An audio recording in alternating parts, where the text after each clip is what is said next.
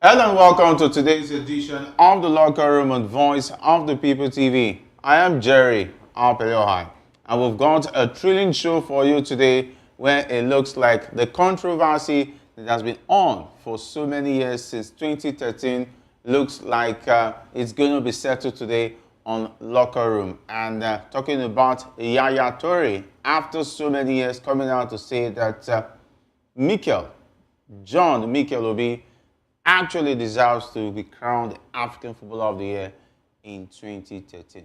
That's and much more we'll be talking about on the show this lovely afternoon.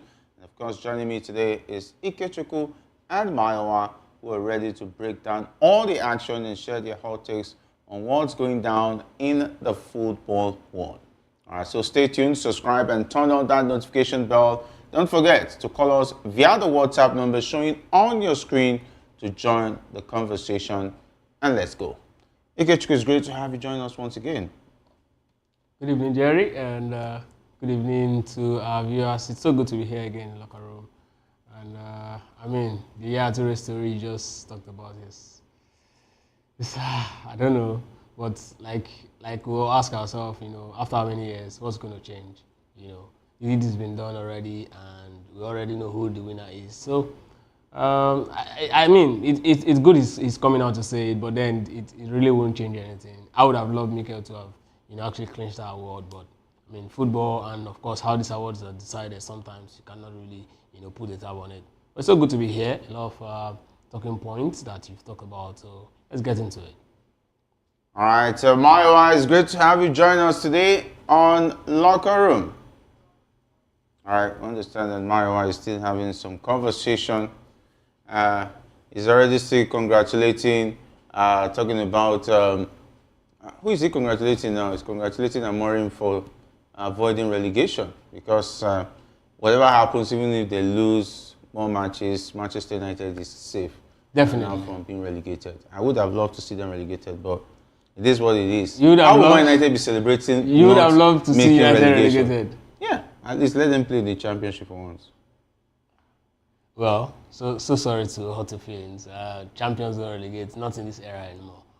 Who are champions? United. King of comeback. Wine yourself very King well. of comeback. Wine yourself. We're in a very precarious situation. I passed my neighbor. We're in a very precarious situation, and while we're on it, a lot of persons were believing United is going to relegate. This is going to happen. That is going to happen. But somehow, United actually escaped that. And even while a lot of persons were saying, even including you're saying United is definitely going to relegate. I told you here that United will not relegate.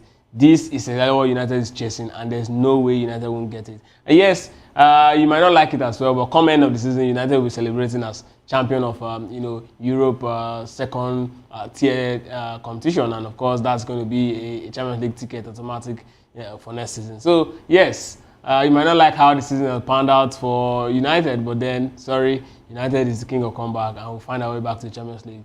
The same way Liverpool, who PGMO have actually helped to actually do the wonders this season. You're sounding like a broken record because I don't know what that means. That means all the time Man United were winning the league too. PGMO was also assisting them. You can't compare the era of United. It was even worse. United had arguably the best squad in Europe at that point. Definitely not. They didn't have all the best squad. Arguably the best squad in Europe. Arguably, yes.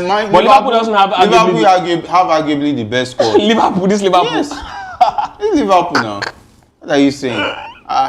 So United got to 3 Champions League final with that particular squad. It's not about 3 Champions League. We won the league 3 times in a row. This team has won Champions. They went to 3 Champions League finals. 3 times in a row, league champion. What are you saying? 3 times in a row. They went to Champions League final back to back. 3 times in a row, league champion. What has this team done? They went to 2 Champions League finals. They won 1 out of 3. This Liverpool team. This Liverpool team. How many of these players got to Champions League final? How many of them?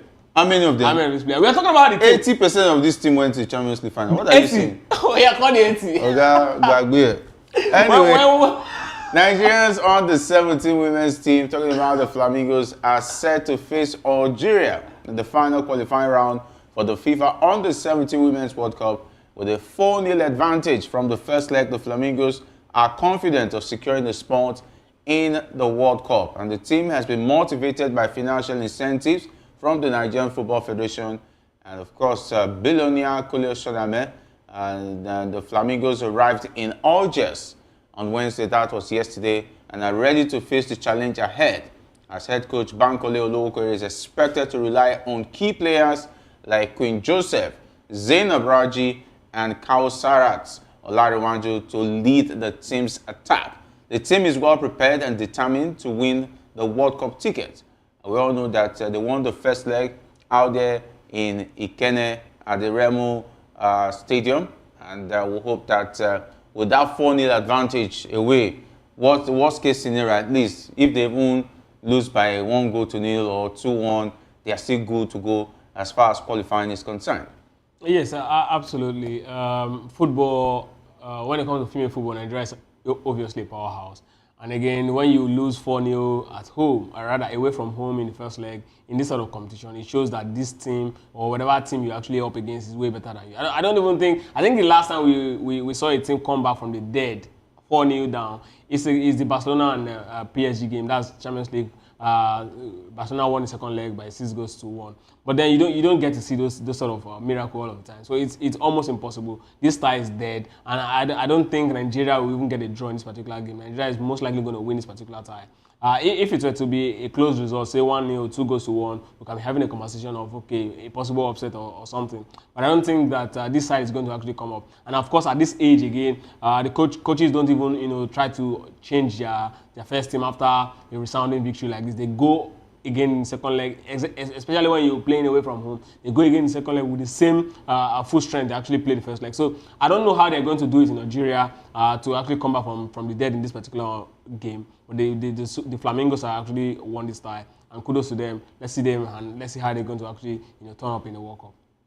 All right, let's see how they're going to turn up at the World Cup. And of course, I hope the money incentives will be able to inspire them. Of course, they won the first leg by 4-0. They should also go there and get the result. All right, still talking football, where Zimbabwe's decision to relocate their World Cup qualifier against South Africa from South Africa to Rwanda could boost Nigeria's qualification hopes. The Super Eagles are currently fourth in Group C, 6 points behind South Africa, and only slip up by the Bafana could reopen the door for Nigeria. The match relocation comes after Zimbabwe were banned by FIFA from hosting games due to stadium inadequacies. The Warriors had initially played 2 home matches in South Africa, but have now secured approval from CAF to host the crucial clash against South Africa in Rwanda. I think it's a wise decision coming from Zimbabwe to play safe. You can't play your home game in your opponent's home. It's a great disadvantage. It's better to play on the neutral ground. Well, what I'm actually looking at is not even the fact that they have been told not to actually play. If it had come because of the issue of possible advantage for South Africa playing this game at home against Zimbabwe, I would have kudos CAF, kudos FIFA, but that's not the case. It was because the ground, where they will be playing the game had issues, and that's exactly why they won't be playing there. And this is why I'm having issues with this again. If we continue like this, I mean, there's no way CAF would have allowed, or FIFA would have allowed this competition to actually go ahead from the onset, knowing that South Africa will be an advantage. You cannot be playing in the same group with the same team. If South Africa were to be in another group and then Zimbabwe is playing in South Africa, using South Africa as their home ground, that would have been understandable. But then, from the beginning, we all know that these guys can actually play, in their own stadium, and then they had to actually make do with South African ground. Now, why will you now allow them to actually play in South Africa when you know they're in the same group? This is exactly where I have issues with all of this. Now we are having this sort of what looks like an advantage because of the Super Eagles in this group, because these guys will not be able to play in that particular game because of stadium infrastructure inadequacy. But then, I don't know. I think going forward, CAF should actually look into this. If you're actually, pairing team in a particular group, watch that group, look at the advantage, look at the deficiencies of this group. Make sure they're actually in a group where their chances or whatever it is they do will not actually be an advantage or a disadvantage to the same team in that particular group, except what happens on the field of play. Because at the end of the day, if this incident doesn't happen, right? If this incident doesn't happen, it means that we will have to actually rely on South Africa. I mean, we have to rely on Zimbabwe to do magic in South Africa. But of course, yes, let's take positive, which is, of course, they're actually not going to be in South Africa again. And then now the big question is, how much of an advantage is this particular fact going to be for the Super Eagles? Are we now sure that Zimbabweans will actually do, defeat South Africa in the second leg? These are the questions. Because at this point, we just need a team to beat South Africa for us to be for the group to be entirely open. And then if South Africa had to actually play all of these teams in this group, and then I think just one game should be enough, because if we're actually looking at South Africa losing or drawing 2 games in this particular group, it's going to be very difficult. Just lose 1 game, because we're expecting them to draw 2 games is going to also be difficult. And if we're going to be playing against South Africa, we need them to be in a position where they will not want to sit back and hit us on a quick counter. We want them to be in a position where they want to come out and play football. That's exactly where we can actually really hurt them. Zimbabwe playing against South Africa, Zimbabwe in this particular position will just be hoping that this decision or this call by CAF is going to be an advantage. Again, it boils down to how we do things here in Africa. I don't think this kind of thing will happen anywhere in the world where 2 teams in the same group, one will actually be playing in the same ground or in the territory of another is opposition in the same group. This is very, very, very unfair. From the beginning, I do not think there's any reason why this should have even been an issue at all. All right, and of course, the big story of the day. I don't know whether Mayo has eventually joined us after congratulating Ruben and Morim. And of course, the big story is that Yaya Toure, the former Manchester City and Ivory Coast star, has revealed that John Mikel Obi deserved to win the African Footballer of the Year award in 2013. Mikel had a stellar year, helping Chelsea win the UEFA Champions League and Nigeria win the African Cup of Nations. And despite Mikel's impressive performances, Toure won the award for the 3rd consecutive year. Toure admitted that Mikel was robbed of the award, saying he deserved it due to his outstanding performances in 2013. And Toure also highlighted the importance of unity among Africans, encouraging them to support each other and their events. Ikechukwu, do you agree with Yaya Toure that in 2013, Mikel should have been crowned the African Footballer of the Year? Jerry, is very tricky. To an extent, yes, I agree with Yaya Toure, because if you look at the way things is actually done in other parts of the world, I think Mikel deserves to be, the African Footballer of the Year.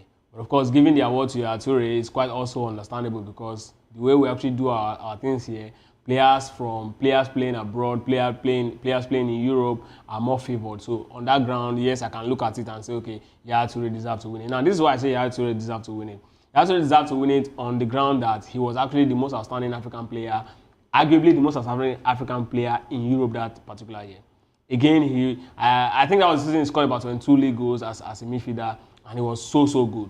But then, Mikel also, on the other hand, was actually the key figure for Nigeria in that particular Nations Cup. He came second behind Jonathan Petropa in the CAF Award Most Valuable Player. So again, one of the reasons they gave that made Yaya Toure more favoured in that particular award was because Yaya Toure was actually a regular for Manchester City. Mikel was actually more like a fringe player for Chelsea. And then the question of a French player in Europe cannot be the best player in Africa became a very big thing.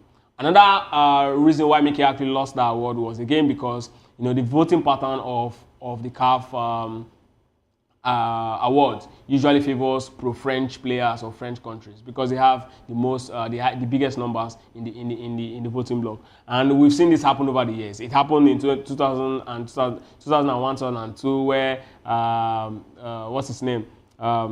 This Senegalese guy, Diop actually won the award in 2000 and 2001 ahead of Osei Kufo after an impressive run in UEFA Champions League. They did everything, and then we're expecting him to actually just clinch the award. But of course, Osei Kufo, a player playing in Lens at the time. I think they finished about 13th in the league in Ligue 1, and then he became the best player in Africa ahead of him. Of course, it shows again that the voting strength and the most people, people who actually follow the award are pro-French. Again, we also have to look at the history of the award. The award was actually started as a French newspaper award. So it explains again why players from that part of Africa are actually most favored. Again, Yaya Toure is a French African. I mean, the Ivorians are actually French, in their as their first language. So all of these things was actually the reason why Mikel Obi lost the award. And one of the biggest for me really is the fact that when they actually were talking about the conditions and why a player from Africa, the best player in Africa has to be a regular player, I kind of resonated with that fact, and that was why ever since I look back in 2013, I say yes, Mikel had a very outstanding Nations Cup, but then we knocked out Cote d'Ivoire in that particular tournament. But then the question is, Mikel was not very active. It goes back to the fact that our award and the way we arranged it. If Mikel were to be a player, playing in Africa. If Mikel were to be a player playing in Africa with that performance he had in the Nations Cup, there's no way he should have won it. Let's now ask ourselves, what then happened in 2007, where Emmanuel Adebayo actually won the award ahead of the Egyptian maestro. He did not make it to the Nations Cup, but of course, Emmanuel Adebayo, who came second in the Golden Boot race for England, and of course he won the award ahead of Mohamed Aboutreka. So you look at the both of them and you ask yourself, what happened? So all of these questions are the big questions why, if you look at this CAF award, and that was why I was very, very much concerned, for when Ademola Lookman was actually running, head-to-head with, Ashraf Hakimi, because I was thinking that the way the award is designed and how the voting pattern has always been is most likely going to be against Ademola Lookman. But it's so good that they both retired now, so they can actually come out and talk about what happened before the award and how actually they felt, and of course trying to unite Africa and let's move forward away from it. But the big question is, these things that happen, will it stop happening? How, what are the criteria to actually win the award? What are the things that should be done? Like, okay, when we see this, we know this guy is most likely going to win it. Because we can look at the European award, we can look at the Ballon d'Or, we can look at certain indices and say, okay, because this guy has done this thing, this guy is most likely going to win it. But that's not the case in Africa, and it's really so sad. All right, and of course, for Yaya Toure, won the African Footballer of the Year 4 times in a row from 2011 to 2014. And 2013 was also an interesting year. I'd say for Manchester City, that season. I don't think Man City did win the league that season. No, they did not win the league. Manchester United won the league. And I think they didn't even win anything that season. Take a look at Man City. No, they didn't win anything that season. But still, Yaya Toure picks the African Footballer of the Year ahead of Mikel Obi of Chelsea. And of course, if Yaya Toure, who won the award, feels that Mikel won it and he came out to say it after so many years, what difference does it make? I mean, absolutely no difference. The only difference is, like my uncle will always say, sorry has a long way, sorry has a lot to do when it comes to injury. Yes, it shows that, given the opportunity, given the if I know better, I wouldn't have actually, done this. But there's really nothing Yaya Toure as a person would have done, because he was not. Yeah, actually, even if he knew he didn't win, he didn't deserve it. He wouldn't have told CAF that he doesn't want it. It's actually not the first time we are seeing this award. The FIFA award. There was even a Okocha time in 2004. Remember? Yes, Okocha actually deserved it. But somehow, I don't know, they gave it to Samuel Eto'o, I think. I can't remember. Yes, right JJ, Eto'o, and SCN. Yeah. We can also look at 2002 FIFA World Best Player. That award actually went to Zinedine Zidane. 2002. No, 2002 Ronaldo. 2003 Zidane. 2003 Zidane actually came out after that award and was like, "This is Thierry Henry's award." But this sort of things happen sometimes, and when you see these things, you look back and start asking yourself questions like, okay, what really happened? What should this player have done, better? But nothing. I mean, it is done already. You can't do anything about it. You just have to look back and ask yourself the right question. But for what's happening in Africa, and as regards the way CAF has actually structured this award, it will continue to happen until certain things are put in place, and it's so unfortunate really, because that 2013. Nigeria have, we've waited years, and these are some of the things that you look back and say, okay, these are pointers to a team winning a tournament. When a team has stayed for long before they won a particular championship, and then they finally win it again, you look at that team and then look at the most outstanding players. And I was even asking myself, how Mikel did not even become the best player of that tournament in that particular Nations Cup. Still a very big problem, very big question, because how Jonathan Petropa became the player of the tournament, I still do not know. I followed Burkina Faso in that tournament, and I saw them. Ethiopia was awesome anyway. It was awesome. I saw him in that tournament. And see, our first game, you remember they were in our group, yeah, we right? Played draw we played draw in the first game. They were in our group, and I saw Jonathan Petropa. I know how good he, but Mikel Obi was a commander. Like every single thing Mikel touched in that nation score was good. He was the one who actually, ensured that Cote d'Ivoire could not actually break the Super Eagles down in that very, very difficult quarterfinal game. So I was wondering at the end of the day, like, how come did we get to a point where, Jonathan Petropa, because some of the things, some of the criteria or some of the, leverage that you have as a big player is the star power. And if you have this sort of outstanding performance in the championship, there's no way you shouldn't have won it.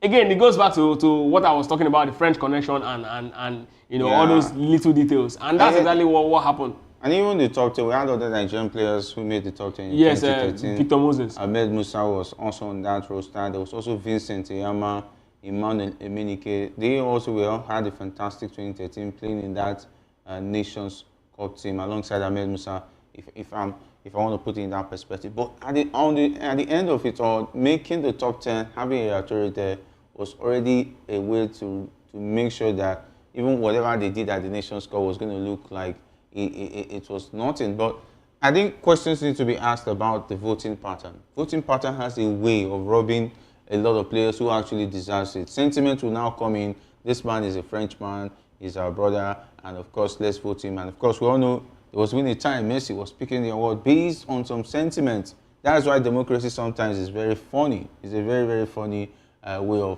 of selecting who actually deserves to win an award, most especially the Ballon d'Or. Because let's take a look at 2010. Everybody was rooting for, I'm trying to remember Schneider. the Dutchman. Wesley Sneijder. He had a fantastic World Cup, and also for Inter Milan when they won the treble that season. Everybody was thinking that Sneijder was going to win it. But somehow, I was thinking to Messi. For the 2010, I think that's sentiment, and I also think that a lot of people were actually just looking at that award and hoping that Messi doesn't win it. But the truth is, Messi deserves to win 2010. I mean, Schneider was not the best player in Inter Milan that year. It was Diego Milito. Now, these are the pointers. Diego Milito was the best player in Inter Milan that year. He was actually the best player in that Champions League, right? He was the top scorer. Messi was the best player in that championship. No, Diego Milito was the best player in that championship. And the best player in Inter Milan, that particular 2010. Now, the big question is this. Going into the World Cup, Diego Milito could not even break into the Argentine national team. So tell me, this is where he lost it. You are the best player in Inter Milan. You could not break it into the Argentine national team where Lionel Messi is. Lionel Messi is the best player in Barcelona. Now let's go to the World Cup. Who won the best player in the World Cup? It was Diego Forlan. You remember? So you went to the World Cup. I'm now talking about the case of Wesley Sneijder. You went to the World Cup. There's nothing. You are not the most outstanding player. In 2018, Luka Modric won, based off the fact that, yes, he is in the same team with Cristiano Ronaldo. He was the leader of his own team. Cristiano Ronaldo was the leader of his own team. He went to the World Cup. He was the best player in that World Cup tournament. That's an edge. You cannot give a player who does not have, something that separates him from his team. And that's where Wesley Sneijder actually missed it. So if the world is actually clamoring for somebody to actually win 2010, it shouldn't be Wesley Sneijder. I mean, if you had looked at Diego Milito as somebody who deserves to win it, we can be having a conversation. But what robbed Diego Milito off is you cannot even make it to the national team. That's the big question. So, looking at all of these permutations, then you now look at what Messi has been able to do individually as a player. I mean, that single thing placed him above Diego Milito, and that's exactly why he deserves. So, for me, right, I'll keep asking in 2010, how come Diego Milito did not make it into the top 10? These are the questions we should be asking. I mean, top 3 or so. But then, for Wesley Sneijder, I keep saying it, he doesn't deserve to win that award. Yes, he had a very good World Cup, yes. But then, what separates him from his team? Lionel Messi, you can look at Barcelona 2010, you know he's obviously shining light. And Barcelona as at 2010... So do you think in that Inter Milan squad, if Wesley Sneijder did not play, they would have still won the treble? No, that's not what I'm saying. I'm saying that... because you have to look at the important player in that team. Because you're saying in that treble-winning team, that Diego Milito was the best player. That's the award. In that treble, yeah, they gave him the award, the best player, Champions League best player. That's what I'm saying. I'm not saying me. I'm not saying my best player. I'm saying it is the award he was given. No, without Milito or Sneijder out of that treble winning side, would they have Without either of them, right? Without either of them, which of them would have made, will I say, an Made the impact? difference. Yeah, made a difference. If It's it was not, Diego Milito. Go back. Let's go back. Anytime you have time, just go back to watch the Barcelona Inter Milan game, and you see how dangerous that game. is it about the individual game? Because treble winning has to do with No. lots of games. Just one game can thwart your season. And the Barcelona game in that season was Inter Milan's biggest. Barcelona game in that season was Inter Milan's biggest game. That is unfair to judge a player. No, I'm not. See, they both had fantastic season. I'm saying, Okay. watch that game. Go and watch again the final. He was the best player in that final. He ran the defense. Is it about being in the final, or what took you to the final in terms of the team's performance? The game against Barcelona Okay. took them to the final, right? And then in the final, the same guy replicated the same thing. What I'm saying is this. They both had a very good tournament. But this guy was the most outstanding player for that particular team. Diego Milito. So if you are the most outstanding player for that team, you should be the one who the spotlight will be on. Now, if you are the one who the spotlight is on, and then you make it, you did everything you did. If it was more important of a player, taking a look at that Inter Milan squad, I think there would have been no need for Argentina to leave him out going to the World Cup. The reason why he couldn't this is why the question of he doesn't deserve to win the Ballon d'Or, because if he cannot make it to the World Cup, then there's a very big problem. Why was it the fact that he was indispensable as far as that team is concerned? Now let's look at 2010 holistically, right? Okay. Before 2010, Diego Milito, before that 2009-2010 season, Diego Milito was not actually the player all eyes was on at the point. He was actually good, right? But not the all wow player. Now in 2010 was more like a very good year for him, right? We saw him, and then before then we had players like Aguero who have actually hit the ceiling. We had the likes of what's his name, this Gonzalo Higuain. All of these guys were actually in a very good shape at that point. Now they went to the World Cup, right? So these are the players who were considered to be ahead of him at that point, and that was why they actually took him to the World Cup. But at this point, if we're having a conversation on the 2010 issue, right? Diego Milito is. This is exactly why Rodri won the Ballon d'Or ahead of Vinicius Junior, because Vinicius Junior at that point, Rodri at that point was Spain's best player of the tournament. And also, if you look at that Man City squad, he's outstanding, the most important player. But just imagine Rodri actually being the most outstanding player for Manchester City, and then they went to the Euros, he couldn't even make it to the squad, to the first 11. How then do you prove to the world that you're actually the best player? And this sort of things happen in World Cup year. If that Ballon d'Or race for 2010, right, if it was to be 29, where there was no World Cup, there's a chance that Diego Milito or what's his name, Wesley Sneijder would have won it based off what they actually did. Because they had not just a fantastic year, they actually proved that they actually arguably one of the best set of players in the world at that point. But once it is World Cup year, these things happens, these little details, can be very, very, very key to winning an award. In 2006, when Cannavaro won the Best Player of the Year award, before the World Cup, Cannavaro was barely, nowhere to be found. I mean, in fact, they even had to relegate that team because of the Calciopoli incident. They went to the World Cup, and those games in that particular World Cup, you remember how fantastic Ronaldinho was in the Champions League. But at the end, he didn't end up winning it. All right, definitely so many permutations when it comes to going back in history. And of course, still talking about Mikel Obi, I felt if he had stayed at Manchester United, he would have had a better career. Do you think?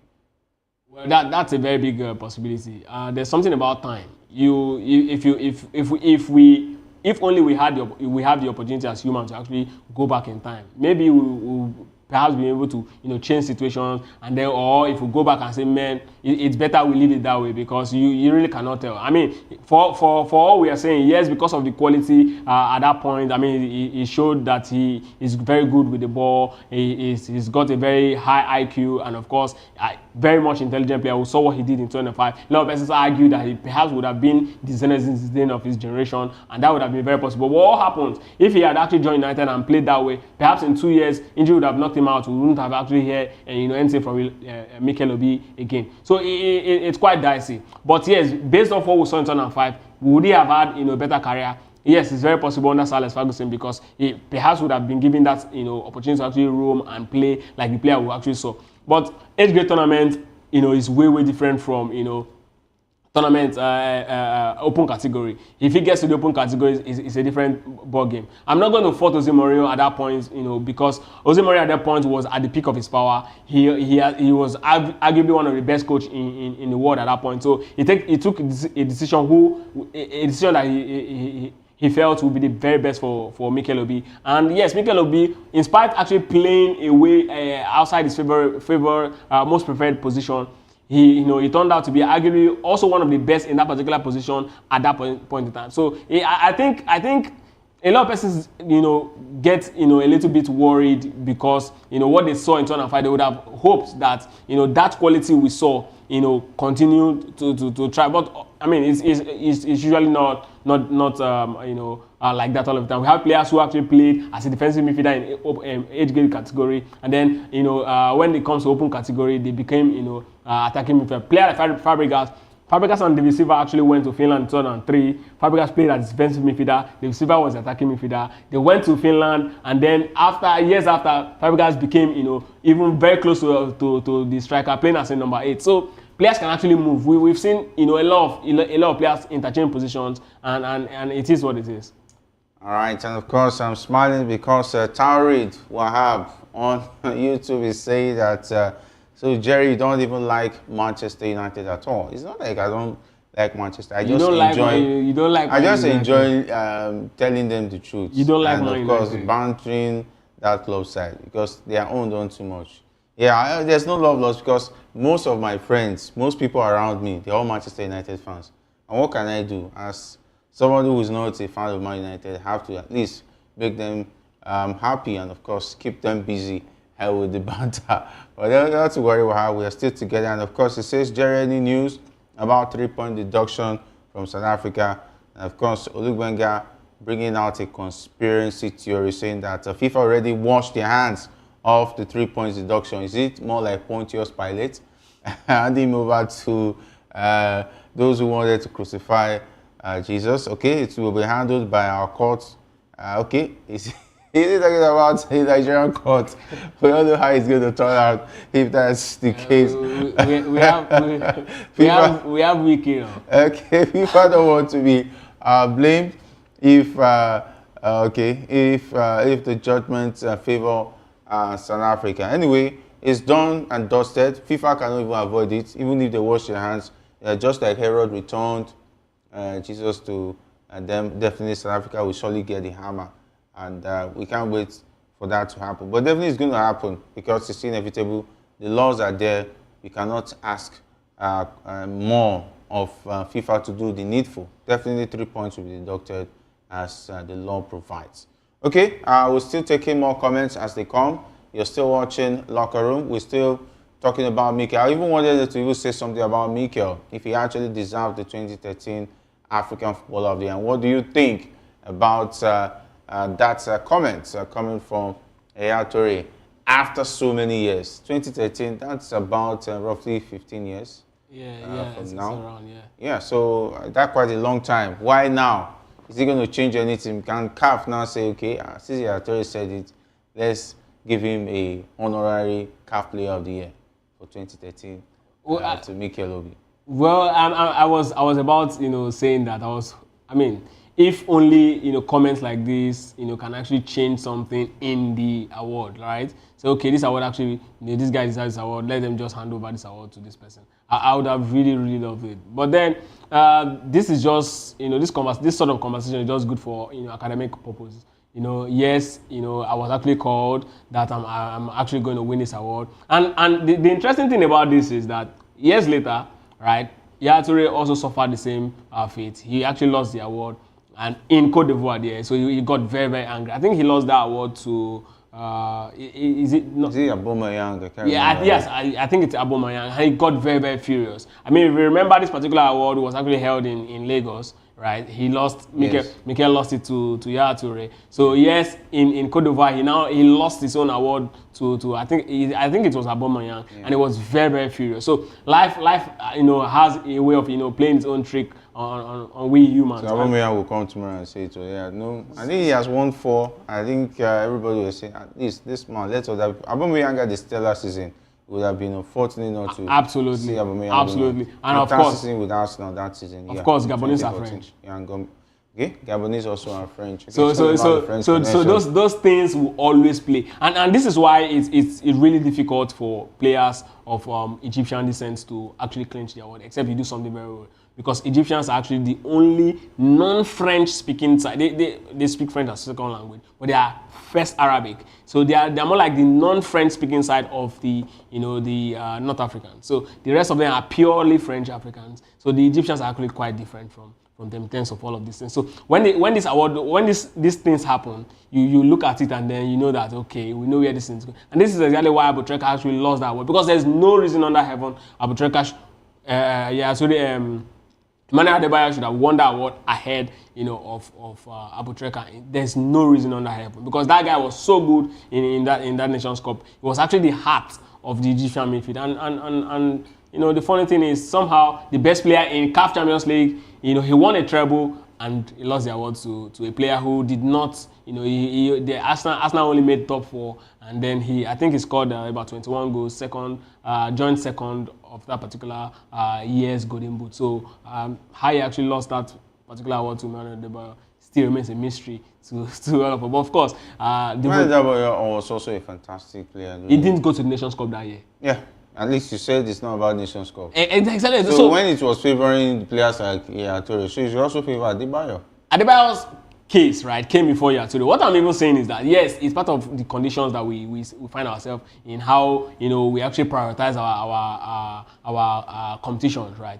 If we've placed a mark on Nations Cup year, even if it's just Nations Cup year, that the most outstanding player in that particular year in Nations Cup should actually win the award, it would have really saved us a lot of troubles as regards what happened this year. Why didn't this guy win this award this year? How come this happened, or how come that happened? But it's so unfortunate. We really do. There's no priority, and that's why when people come out tomorrow and say this tournament is a little tournament, this tournament cannot really decide anything, I kind of reason with that. I kind of resonate with them. When Jurgen Klopp use the statement little tournament, you look, people got angry, but then a few years later Jamie Carragher came up and said the same thing. But then how do you even how will people even respect your tournament? How will people even respect you if you don't even respect yourself? But it's so sad now looking back and seeing all of this. The funny thing is, it won't even stop. We're going to see the next Nations Cup. Perhaps the next winner of the Nations African Football of the Year will come from a non-African a team that did not even make it past the quarterfinals of the Nations Cup. And then you look at yourself and start asking, can this even happen anywhere else in the world? All right, okay. Let's take a look at more stories now, where Jamie Vardy is set to leave Leicester City at the end of the season, ending a 13-year fairy tale spell at the club. The 38-year-old striker has been instrumental in the club's success, helping them win the Premier League, FA Cup and Championship. Vardy expressed sadness and anger over the team's relegation from the Premier League, and despite his team's struggles, Vardy has remained a consistent performer, scoring 8 goals in 32 appearances this season. He doesn't plan to retire and is considering options beyond English football, with potential interest from clubs in Major League Soccer and Saudi Arabia. And Vardy will make his final appearance at the King Power Stadium against Ipswich Town on May 18, and his last game for Leicester will be against Bournemouth a week later. He leaves behind a legacy as one of the greatest players in Leicester's history, with 198 goals in 496 appearances. I was just having a debate with you off camera that whether you like it or not, Jamie Vardy is a Premier League legend.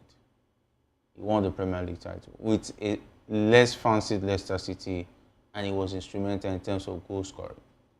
Well, I'm very careful with words like legend. I'm very careful with words like what's this other very funny word people throw around in football? World class. I'm very, very careful because I mean, for all I care, every player that is half decent can actually become, you know, a legend and then make it to the Hall of Fame. You can't be half decent and be a legend. Okay, so a player who struggles to actually pin down the English national team jersey, right? If you say Leicester City legend, there's no conversation. He is. And a Premier League legend. But I don't know. A player that cannot make it to the national team of the English Lions, that cannot even cement his jersey, that cannot even give, you know, a striker a favorable run for his money. I'm not saying England national team legend. I'm saying Premier League legend. If you look, I don't understand. He was awesome in the Premier League. I'm not saying he's not a good player, but I'm trying to understand how many golden boots. Does he have to win golden boots? You're a striker. That's a criteria for you. No, as a striker, that's a criteria for you. No, it's not a criteria. Yes, it is. How many golden boots did Wayne Rooney win? Exactly. These are the questions we should be asking. Yes, right? but he's a Manchester United legend. Absolutely. This He's guy a Premier League is a legend. Leicester City legend. Wayne Rooney is a Premier League legend. Yes. He's a Premier League legend because at the peak of his power, Yes. he was actually England's #1 striker. Mikel Owen is a Premier League legend. Obviously. How many Premier League titles did he win? No, see, Mikel Owen, let's be very honest, he's not a Premier League legend. He is not. He's not. What is his history? Well, in he's Premier going to League? be inducted in the Hall of Fame someday. See, As well as how? Jamie Vardy. What are we going? When we look at Mikel Owen now, honestly, what do we remember him for in the Premier League? Yeah, he was fantastic during his days at Liverpool. He won the UEFA Player of the Year at Liverpool. Yes. So that's enough for us to say No, he's a Premier League legend. He took the Premier League by storm at the age of 16. How many years? How many years? How many years? How many years? At the age of 18? Yes. At the age of 18, he was already UEFA Player of the Year. Who does that? Jerry, In the Premier League, and he was scoring for fun. Okay, if we look at He came back and joined Manchester United. Don't talk about his return. I mean, it was already done before he came back. But he still did great things with Manchester United. What did he do in England? If you look at players, because see, there's certain things. And he was if you talk about England, he was undoubtedly a starter for the English team. See, Mikel Owen, today, if you look at English national team, he's a good player. Nobody's taking his quality. But the thing is, right, players like that actually had, they actually moved as a player actually cost them whatever it is, you know, they should have actually gifted the world as regards, you know, their quality in their career. But the truth is, when we look at who a legend is, we should be able to look at, you know, 5 years of his career and say, no, this guy was arguably the best in his position, or actually at the very top. Jamie Vardy, as a player, he's a Premier League legend. Jerry, I don't know where anybody can be. He was scoring goals for fun. There was no team he could not score. Jerry, anybody can actually be a Premier League legend. Okay, so the thing is this. Okay, what about Yakubu Egbini? So Yakubu is a Premier League legend. I'm asking. He's not. He's not a Premier League I don't know. legend. Okay, give me. Maybe I'm not the one. I'm the one not seeing this thing right. Maybe I'm not seeing it. So give me the. Emmanuel Adebayo. What about Emmanuel Adebayo? Jerry, wait now. Give me the. When Tevez was in the Premier League, he was something else. He was the beast. You remember Tevez now? You want to forget him? Okay, is Tevez the Premier League legend? Yeah, well, maybe because No. If the Hall of Fame tomorrow, Tevez is inducted to the Premier League Hall of Fame. Like I said, I'm not saying England or whatever. England if you take a look at English national team, definitely it's Harry Kane that starts. Even when Jim Vardy had an awesome season. Is it 2013? Okay, so let me ask. So let me ask. League. But I think this should be the very best point to start. So let me ask, sir. Jamie Vardy, right? Okay. Jamie Vardy. So at the peak of his power, was he world class? Definitely not. So a player who was not world class at the peak of his power is fit to be a Premier League legend. Legend doesn't have to be a world class player. So the word legend is a player who be remembered for great things. Like if he dies tomorrow, when he dies in the Premier League, all the teams will be made to wear the black armband in his memory. Even a steward, people. No, I'm telling you, he will be so much remembered for great things he did with Leicester City in the Premier League. That is why I'm saying he's a Premier League legend. Thing, only one great thing he did with They won the league once. He won the Premier League. Do you know what it means to win the Premier League? Come on. club sides. No, I agree. Leicester City, Leicester City, the odds of winning the Premier League was 1,000 to 1. Yes, I agree. So what are you saying? But I'm saying, this is what I'm saying. It's good that we both agree that it was not and world the fact that after that season, he was consistently still scoring goals. Jamie Vardy. He was a goal scoring machine in the Premier League. As far as the Premier League is concerned. Jamie Vardy is a any game he's a goal threat. Jamie Vardy is a good player. Nobody's doubting. A goal threat in every game. Jamie Vardy is a good player. Nobody's doubting. It doesn't matter whichever Premier League team, whether it's against Man City, Liverpool, Arsenal, he's always I don't a know, goal threat. but this, like I said, this world legend is very. But it's for Leicester City. I think at 38. I agree. Where is he that going? is a Leicester legend. Where is he going to now? If I were Jamie Vardy, if I were to be his advisor, I'd just go to Saudi Arabia, get the bag, and come back, and retire. How many Saudi Arabian teams will be interested in Jamie Vardy? That's even the question. At 38. Trust me, you never know. If he's up in the market, you find out that a lot of persons are actually looking at Jamie Vardy. I mean, what is the quality of football in Saudi Arabia that Jamie Vardy cannot actually, and the intensity of the league in Saudi Arabia is not up to what we have in Premier League, and this guy is still actually giving the defenders hot chase. Talk more of going into a league with comparatively less quality. So I don't think he's going to have issues with playing in Saudi Arabia. The question is, how many years is he going to is he going to play? How many years left does he have in his tank? And players like Jamie Vardy are quite very rare. I think he's got what is called the perfect football body, where age is very much on his side. Injury is not an issue for him even at the age he's playing. So he's really got a very big heart when it comes to deciding games.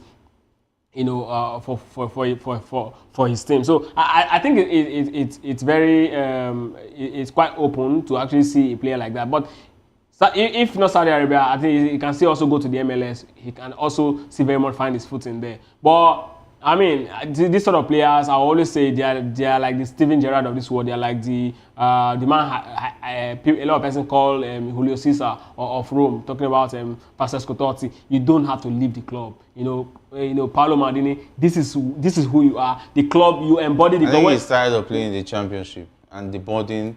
Do you know how many games you have to play in the championship? He doesn't have to play all of the games. He has to play 40 games. He doesn't have to play all of the games. What am I saying? More than 40 games. I think it's about 42 or so. Yeah. So that's a lot of games. You don't have to play all of the games. I think he's tired of just being playing the championship. He doesn't have, I think at 38. And to say that there was a time Arsenal wanted him. And he stayed. That was after that particular season. And as at that time, Arsenal was not even at the peak of their power. Arsenal was actually really struggling. Arsenal made a lot of difference for him. Well, it would have made a lot of difference for Jamie Vardy, but we never can tell, right? We really never can tell. Perhaps he would have joined Arsenal, maybe 2-3 years along the line, he would have still left Arsenal. Yes, at least, and he would have still moved to another. And the question is, we don't even return to Leicester. We don't even know the condition he will be moving from. Maybe as a better player or as a player who became a shadow of himself. You never can tell. Some players struggle to adapt to moves. You might have moved. Some players struggle to adapt to bigger club pressure. Exactly, the pressure of playing Arsenal might also be a thing for him. So we never can tell. And the fear of the unknown. And then Arsenal is a top team that will always want a striker to give him a fight. And playing for Arsenal, the fans definitely will not forgive you. So all those sort of things. Well, he was a very good player anyway. He's a good player. Nobody doubts. But the legendary status. Of course. All right, that's much we can take on the show this afternoon. Of course, big thanks to the guys who made it awesome. Ikechukwu, it's been awesome having you. And of course, big thanks to the guys behind the scenes, talking about Victor, as well as Alex and Ikechukwu and Jeremiah. My name is Jerry Apello. I say stay safe, and if not for anything at all, do it the sports way.